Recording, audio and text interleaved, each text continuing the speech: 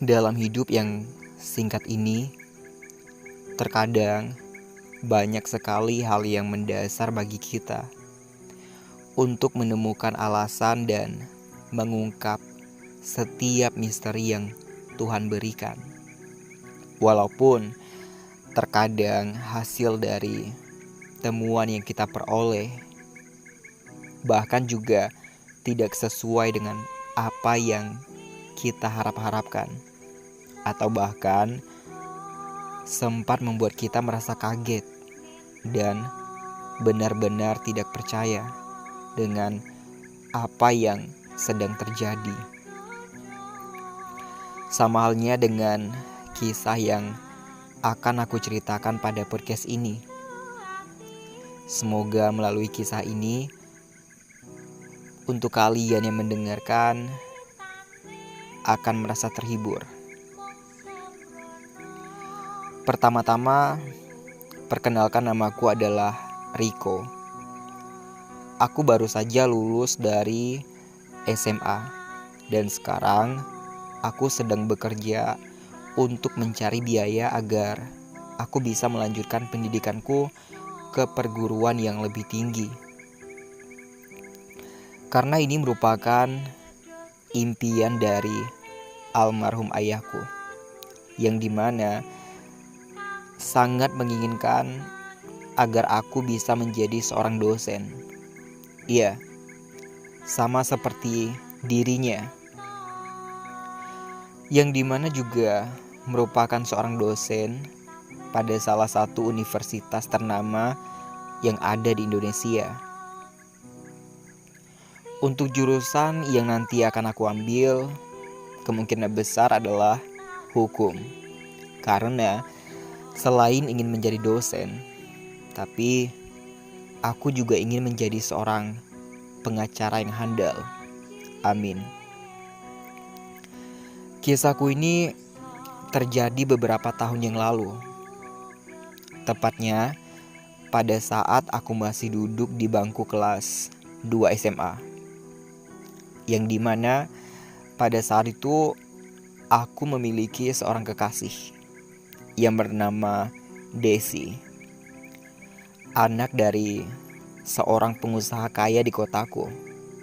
Dan dia juga merupakan salah satu siswa yang menjadi primadona di sekolah. Karena selain memiliki paras yang cantik, anak dari keluarga kaya dan juga terhormat, tapi dia juga merupakan anak yang pintar pada setiap mata pelajaran. Oleh karena itu, tidak heran jika banyak yang suka kepadanya, dan termasuk beberapa guru yang bahkan memandangnya seperti anak emas. Hingga suatu hari, tepatnya pada hari Minggu, yang dimana Desi memintaku untuk menemaninya pergi ke sebuah kampung yang letaknya bisa dibilang lumayan jauh, karena ya kami sendiri harus menempuh perjalanan sekitar 2 hingga 3 jam lamanya. Ya, alasan kenapa dia mengajak aku ke sana adalah karena di sana ada neneknya yang sedang sakit, dan dia bertujuan untuk menjenguk, sekalian juga ingin mengajak aku jalan-jalan. Aku yang merupakan seseorang yang sangat suka pada traveling pun sangat setuju. Dan tidak lupa juga pada saat itu aku mengajak temanku yang bernama Rehan. Singkat cerita, Rehan pun setuju dan akan ikut menemani aku dan Desi untuk pergi ke kampung tempat neneknya berada. Nah, karena pada saat itu cuaca sangat mendung di pagi hari, kami pun memutuskan untuk berangkat pada saat siang hari. Kalau tidak salah sekitar pukul 3 atau 4 sore baru kami berangkat menuju kampung tersebut. Nah, sudah pasti guys, Sesampainya di sana, ternyata waktu sudah menunjukkan pukul 7 malam. Tentu saja, kami pun harus menginap di sana dan memutuskan untuk pulang esok harinya. Ya, karena tidak mungkin bagi kami untuk pulang sekarang. Karena selain perjalanan yang cukup jauh, tapi jalan juga sangat berlumpur atau bahkan sangat tidak layak untuk bisa dilalui, apalagi malam hari. Ini semua diakibatkan air hujan yang sejak pagi tiada henti-hentinya. Sementara Rehan malah ngotot ingin pulang. Tapi untunglah dengan berbagai bujukan yang diberikan oleh aku dan Desi, akhirnya dia pun mau untuk tetap tinggal dan menginap di sana.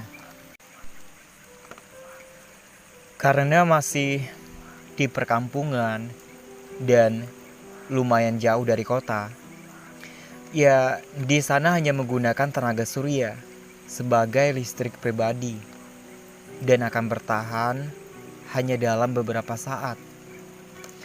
Ditambah lagi karena pada hari itu cahaya matahari sangat sedikit, yang dimana menjadi masalah utama karena lampu atau listrik pada rumah yang kami diami itu hanya akan bertahan hingga pukul 11 malam. Dan keadaan yang kami rasakan pada saat itu benar-benar mencekam atau benar-benar seram banget.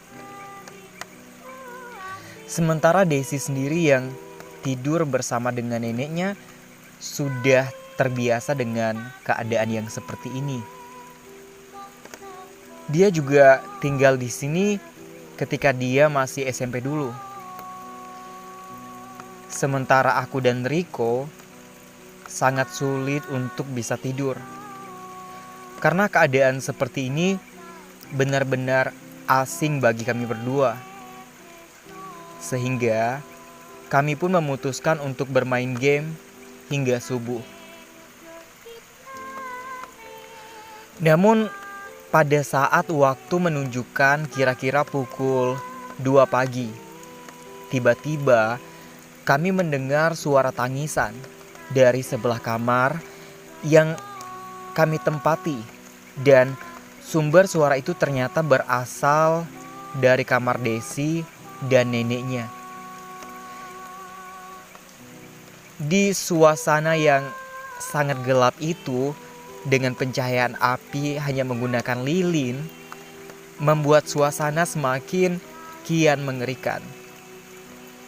Tapi aku dan Riko mencoba untuk berusaha agar bisa tidur dan mengabaikan suara tangisan itu. Namun semakin lama, suara tangisan itu semakin kerasa kami dengar. Dan aku pun mencoba untuk membaca ayat-ayat suci Al-Quran yang aku ketahui. Dan kira-kira setengah jam setelah suara itu ada, tiba-tiba perlahan suara itu pun menghilang. Dan kami pun merasa sedikit tenang dan lega. Dan kami juga mencoba untuk tidur karena sebentar lagi akan subuh, di mana kami harus bersiap-siap untuk bisa pulang ke rumah. Namun tidak beberapa lama kemudian, kami malah kembali dikagetkan dengan suara tangisan yang berbeda. Iya, itu merupakan suara tangisan dari Desi, yang dimana sedang menangis dan ternyata neneknya sedang sekarat. Kemudian Desi pun mencoba menelpon keluarganya yang ada di sekitar. Ya, di sekitar perkampungan tersebut. Dan kemudian satu persatu dari mereka pun berdatangan ke rumah itu. Sementara aku dan Rehan sendiri masih berpikir mungkin ini hanyalah sebuah mimpi. Tapi dengan bacaan ayat-ayat suci Al-Quran yang dibacakan oleh orang-orang yang hadir pada saat itu membuat keadaan seolah-olah ini merupakan momen yang paling menyeramkan yang pernah ada dalam hidup aku. Dan tidak lama kemudian pun neneknya Desi meninggal dunia. Kalau tidak salah pada saat itu masih pukul 3 pagi. Aku kira keadaan yang mengerikan ini sudah berakhir. Tapi ternyata setelah diketahui bahwa neneknya Desi yang sudah meninggal kemudian malah hidup kembali dan pada saat itu pukul 4 pagi. Ya, masih bisa dibilang suasana di kampung itu lumayan gelap karena di sekeliling kampung masih banyak sekali pepohonan tinggi yang ada. Inilah puncak di mana kami benar-benar merasakan ketakutan. Ditambah lagi aku dan Rehan beserta orang yang hadir, tiba-tiba kami semua lari berhamburan keluar karena neneknya Desi hidup kembali.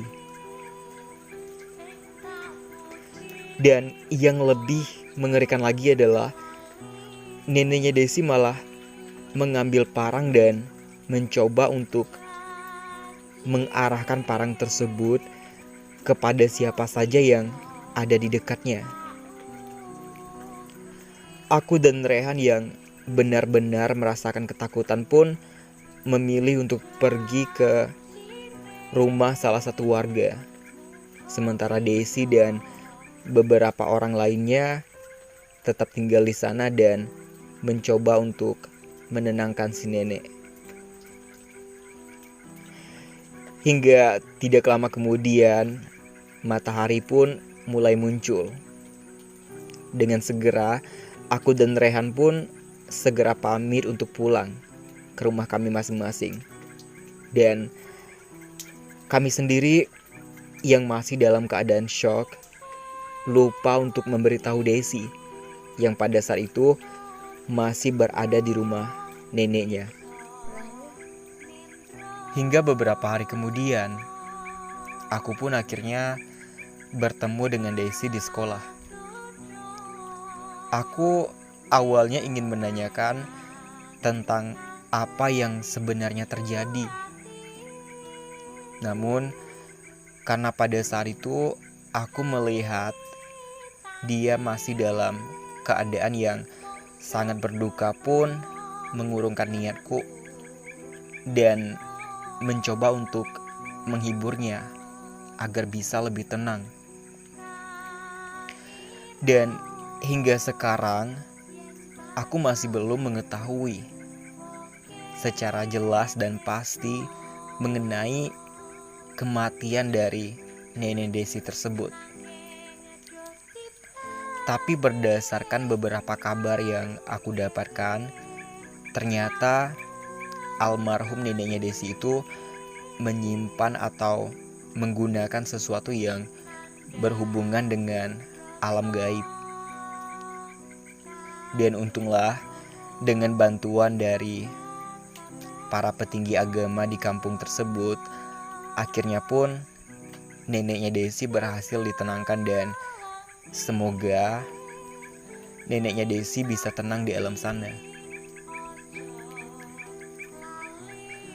Oke teman-teman, mungkin itu merupakan cerita seram yang bisa aku sampaikan melalui podcast ini. Dan untuk kalian yang pemberani, aku mohon maaf jika ceritaku ini tidak memberikan dampak merinding sedikit pun kepada kalian.